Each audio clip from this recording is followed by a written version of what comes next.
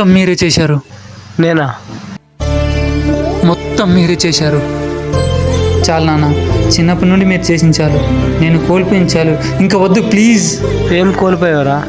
ఇంకా అర్థం కాలేదా మీకు? నా లవర్ని నేను ప్రేమించేటప్పుడు ఎంత ఆనందంగా ఉన్నాను. అదే నాన్న నేను కోల్పోయింది. పక్కింటి ఆంటీలు అమ్మాయిలో ఉండే చిన్న చిన్న ప్రేమలను కోల్పోయినా నేను మీ వల్ల. మీరెప్పుడు మీ కొడుకుని లవర్ బని చేయాలని ఆలోచిస్తారే కానీ నాకు ఎలాంటి అమ్మాయి కావాలో మీరెప్పుడు ఆలోచించలేదు నాన్న.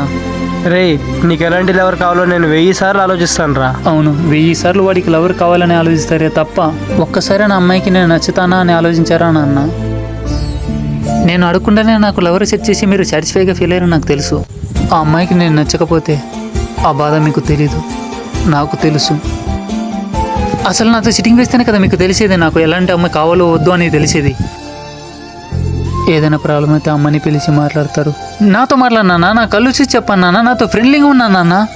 ఏరా, ఆ మాట నేనే కదరా ఎప్పుడు చెప్తాను. చెప్తారు కానీ ఉండరు. నేను ఆ అమ్మాయితో మీకు నచ్చినట్టు ఉండాలి అంటారు. ఒక అమ్మాయిని తీసుకుని వచ్చి ఆ అమ్మాయి నాకు బెస్ట్ అని కనిపించేస్తారు. నాకు ఎలా ఉంటుందో తెలుసా? నువ్వు నాకు నచ్చలేదు నా రోల్ అనిపిస్తుంది. మా ఇద్దరిని పార్క్ పంపిస్తారు. నేను వెళ్తా. అక్కడికి వెళ్ళాక కూడా మీరు నక్కలా నక్కి చూస్తే ఆ అమ్మాయితో మాట్లాడడానికి నాకు మూడేలా వస్తుంది నాన్న. నవ్వుతున్నారు నాన్న నా ఫ్రెండ్స్ నన్ను చూసి. రే సిద్ధు రారా, ఆ అమ్మాయితో మాట్లాడు అంటారు. నేనేదో మాట్లాడాలి అనుకుంటా. రే అలా కాదు, ఇలా మాట్లాడు, ఇలా పట్టుకొని. నా లవర్కి కూడా మీరే ముద్దు పెట్టేస్తే నేనెందుకు నాన్న ఆ అమ్మాయికి?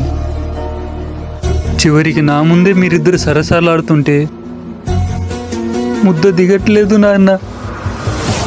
మీకు తెలీదు, ముడ్డి కింద 30 ఏళ్ళు వచ్చినా కూడా ఒక్క అమ్మాయిని కూడా టచ్ చేయలేదే అని నరకం చూశాను నాన్న, నరకం చూశాను.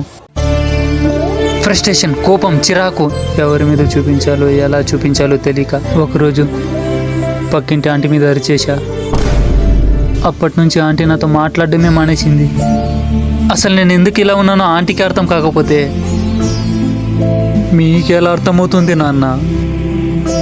నా ఫ్రెండ్స్కి నేను మాట ఇచ్చా, నా లవర్ని నేనే వెతుక్కుంటాను, నేనే ప్రేమిస్తాను, నేనే పెళ్ళాడతా అని. కానీ ఈరోజు చెప్తున్నా, మీరు ఉన్నంత వరకు నాకు లవ్వరే దొరకదు, పెళ్ళే కాదు.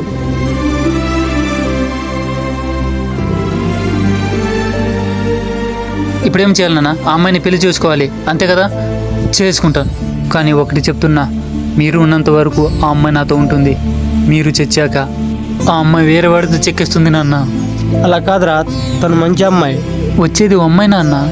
తనకి తెలుసు ఎవరు తనకు నచ్చుతారో ఎవరు నచ్చరో అని. తనకి మీరంటేనే ఇష్టం నాన్న.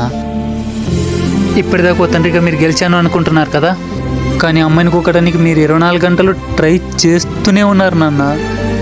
24 ఏళ్ళుగా నేను ఓడిపోతూనే ఉన్నాను.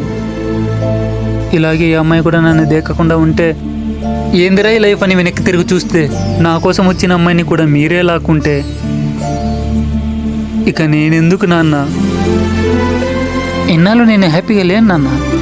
హ్యాపీగా ఉన్నట్టు నటిస్తున్నా, ఇకపై కూడా అలాగే ఉంటాను. కానీ నాదొక రిక్వెస్ట్ నాన్న, నీకు నచ్చిన అమ్మాయిని తీసుకొచ్చి మీరిద్దరు సరసాలాడి నన్ను బాధ పెట్టొద్దు ప్లీజ్.